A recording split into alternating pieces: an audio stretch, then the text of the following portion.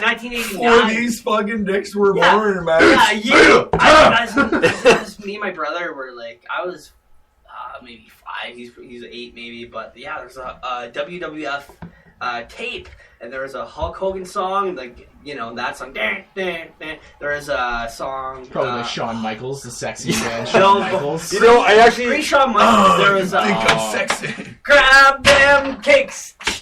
Actually, who was that though? I'll come back to it later.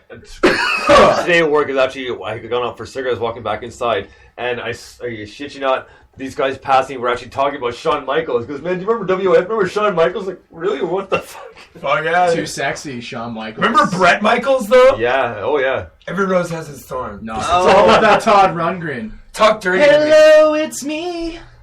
I waited for a long, long time.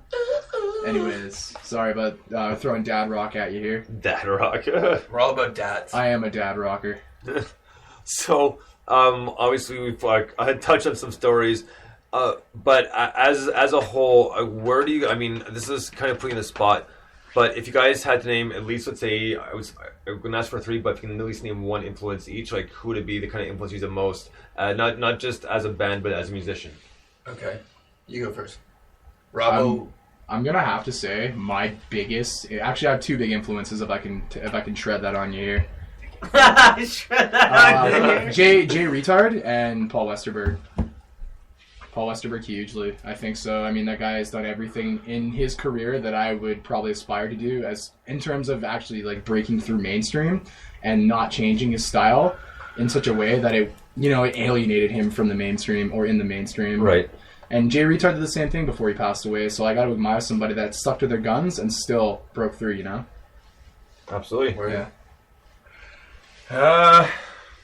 Well, it's tough to think because like as it being like, you know, my baby of a project, it's every influence that I've ever had goes into it. Right. But I would think that musically, the one band I like to embody the most, one that I try not to take influence from musically, but just as a whole. Okay.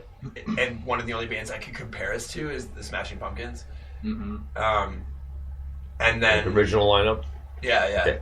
Right. Yeah, definitely. Like, you know, Melancholy and the Infinite Well, yeah, Sadness. because obviously these because all of the different sounds on it really you know gets to me. You know, like that's why I wanted to bring out this. I'm Darcy. That's why I wanted to bring out this 2-disc like double EP, Go Big or Go Home. Like, let's put the heavy music on Go Big and put the soft music on Go Home. Let's show both sides of us, but on one fucking album and right away. You know, so you know that you're not going to be able to fucking assume things out of us or something like that. Like I'm trying to give us, or at least I tried to give us this doorway that was.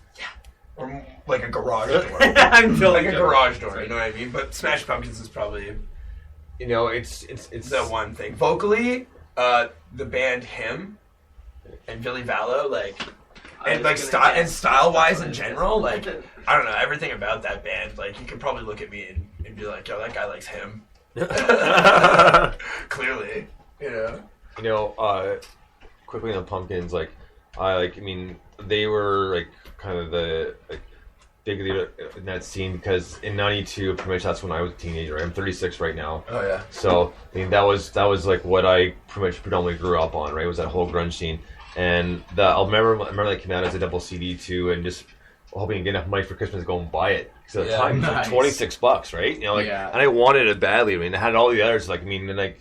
Heard because Bull with Barfly Wings obviously was a huge one, right? Yeah. But those both albums were $6, yeah. Were back in the fucking 90s, 95. Yeah, like 95. It just turned 20. I think it just turned 20. CDs, man. Yeah, $26.99 for the double CD, right? And it's like double. You know, it's.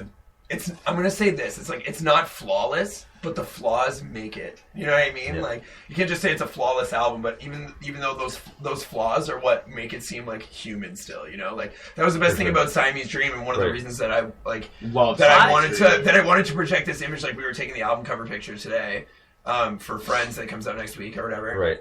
And I like that was how There's no flaws in what- any of Billy Corgan's shit, man. Here we He's a go. perfectionist, man. There's You nothing hate that's- Jimmy Chamberlain, but you were gonna. You know what's suck great Billy about Corgan's this is dick? I'm the guy that stands beside those two arguing constantly, and it's hilarious. No, I'm saying you're saying in Teenage Dream, or what album are you talking about? I was talking about Melancholy and the Infinite Sadness. You're saying the mistakes are left in there? I'm No, saying they're not. No, I didn't say mistakes. I said flaws. There are Flaws. certain flaws with the album that make that Billy album what it Corgan is. wants everything in there because said he's it was a a good perfectionist thing. asshole. I don't like him, but that's how he operates. What's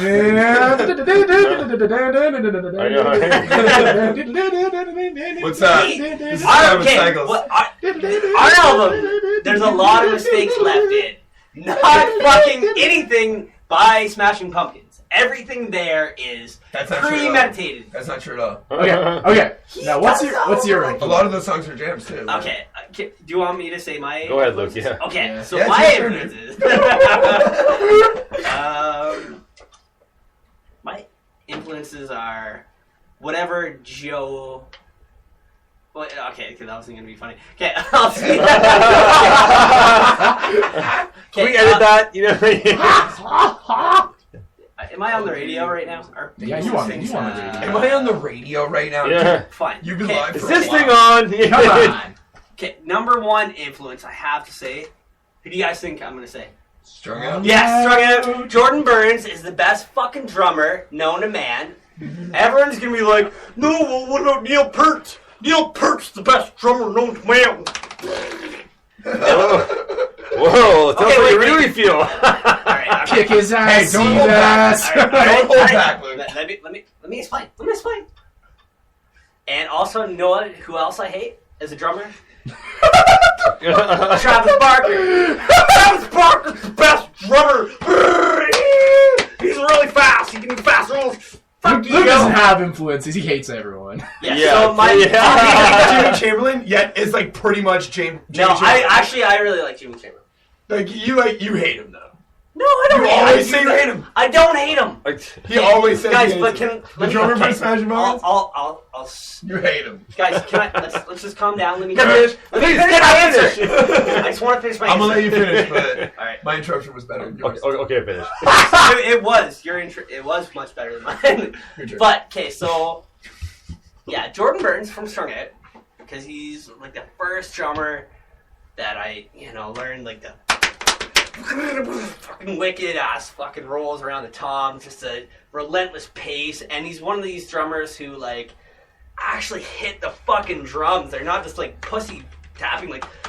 It's like you feel his fucking shoulder rim shotting the snare every fucking time. So that always stuck with me since grade fucking 9. Like you can hear that snare hitting, and I want to fucking do that every time. Number 2, who is actually a better drummer than Jordan Burns. Also, I don't know his last name, but I think his name's Jordan from Propaganda. I should Great know his last drummer, name. actually. He's really Great he's- drummer. Him and Chris, the lead guitarist, they have this crazy fucking chemistry. Every album they come out with is just new, different from the previous. Sometimes it's not that good. Well, it's never bad. But I think that their worst album. Oh man, Yeah. Let's Talk You More just gave me- Rock was maybe a bad album, but it was I don't know. Those are my 2: Jordan Burns, Jordan Propaganda guy. One thing I will point out though, like actually not about any drummer or anything like that. I forgot to say this in my influences about Paul Westerberg. The one thing I really respected about him when I first discovered him was the song "Androgynous" and how he actually took on a lot of the things about the LGBT community, and he completely just wrote the backing song to that whole community before it was even kind of mainstreamed, and that's one thing I really respect about that man. And it's That's not one well group known. that I feel like we and that's- identify with the most, and like Yeah. it just like the queer folk and LGBTQ and all that shit. And that's like, kind of where like we indoctrinate that image in our band. We actually take on a part of that because we feel very, very deeply about the community itself. yeah. Yeah. that's actually kind of like our main goal. Like we were talking about if we were gonna go on tour, like I mean, like you're You wearing find makeup find right some now, places- for God's sakes. yeah, Out no, of right. pure Find some just places to misogyny. volunteer at on tour too. You know, like just Yeah. whatever. Like you're on tour, you've got a couple. If you're touring the States, you've got a couple hours before you have a show. Well, anyway. if you're a band, you have that power. You can give back. Yeah. I mean, why not? do Right? everything you can to be a fucking good people, because you know what, use your band to be Be the change you something wish to good see. for the world. You know, Yeah. like don't just write music for the sake of writing music. You know, And write yeah, music no, to no, fucking no. do There's no something. there's no reason to be complacent. If The you're music could take that us to way, places yeah. that we could help people. How You know do what I we mean? help people though? Volunteer, fucking do work with them. Like Not just that. Wow. Man. Like people take music. Volunteer doing what? Hold on, Luke. What were you saying? I was saying people take music to heart, man. It's just not necessarily what you Yeah, actually that's what I'm saying. not what you physically do for them, but no, people can relate because Yeah. obviously, you know, they listen to some of your tunes, saying, you know what, I know that song's not about me, but I can relate because I had Yeah. hard times, and that's a lot of times that's how people work through stuff is through music. Yeah. I mean, and it's such a powerful thing, I have a couple It's albums true. that have kept me alive. It's true. So- Absolutely, man. you know, and that's the thing, and Like the Replacements Tim album, I wouldn't be here today if it weren't for that album. I love that album. Yeah, an And- album and- called "Stages by Roses Dead" is the one. that Oh kept me yeah, alive. that's quite a good one, man. It's yeah. the way it's balanced, like everything about it. You might as well be meditating. Yeah. It's a Good fucking question. metalcore album, but you might as well be fucking meditating. You know what I mean? What are If you you, could, saying? if you could only pick one album, like on a desert island, like I've been asked this so many times. oh man, I know mine right off the hop. Nine Inch Nails are Fragile. Good job. Hands- turned his question before. hands down, the Fragile is my favorite I album. don't know if I say that about Roses I know Dead, but I don't know Nine if you're the Inch one that I would take. But I actually, I know is right Marshall away. picks on that? What would you take? No, March of Pig is a downward spiral. Yeah, I know. If I were to be stuck on an island for the rest of like whatever time I had, and I had only 2 albums, I would get Jay Retard's Blood Visions. Yeah. Definitely that one. 'Cause you got to have like the fast paced, like crazy manic punk rock, and you got to have the Replacements Tim, man. Like that just has the best of both worlds, but it takes you on a downslope where Right. you can mellow out completely and kind of face your human self, you know. If I had a second album, I'd say Monster Magnet, Dopes to Infinity. Nice, nice. So, You would be cramping that island, man. Straight up. I'd probably say "Deep Shadows and Brilliant Highlights" by him would be one of them, and then probably the History album by Michael Jackson, that double disc. Damn. That had his greatest hits on the front, but then the second disc was all like B-sides and rarities. and Right. Shit. Yeah. I was like, in my house, safe. So good. That's when in he was Tornado pissed Lane, too. and you just yeah, took me exactly, right? You accuse me of fucking child rape? Well, I'm gonna fucking talk about how this guy's an asshole. You're a cold man. You know, like, everything about that. He's got Biggie on that album. Like, dude. You know, and the craziest thing just about Michael Jackson real quick too Yeah, is the band, the guy, The Weeknd. He's being compared to Michael Jackson. What? Actually? And he's continuing, man. Like, if you listen to tunes, if you don't like the music, man, he's got a killer voice and he sounds a lot like Michael Jackson, man. There's one tune I think it's like Weeknd. I think That's Is not he the white? band that we. That's did. what Yeah. people were saying about JT. Like, I love JT.